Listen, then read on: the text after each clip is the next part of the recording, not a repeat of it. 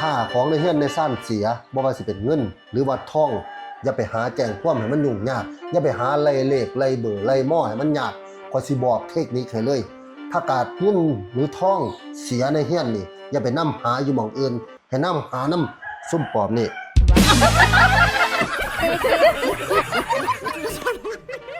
เพราะว่าถ้าเกิดของในเฮือนเสียติบ่มีผู้ใดเอาไปบ่ผัวเฮากับเมียเฮาโอ้มึงมาใส่อาวุธทำลายกูนี่แจ้งข้อหาพยายามฆ่าได้นี่ เฮ้ยที่มึงเอามีดหนังแทงกูเด้เนาะกูคือบ่ว่าหยัง มึงสิว่าอีหยังเนาะมันไปแจ้งความเขาก็บ่รับแจ้งนี่เพราะว่าการที่ใช้มีดนางแท่งมันบ่มีความผิดเพราะหยังว่าติกูแท่งผู้อื่นก็เป็นก็ว่าหยัง แทงกูเด้ เพราะก็แท่งกันหมดประเทศน่ะบ่เห็นมีผู้ใดไปแจ้งความตำรวจจับเลยล่ะบ่เห็นมีผู้ใดว่าไหนล่ะแต่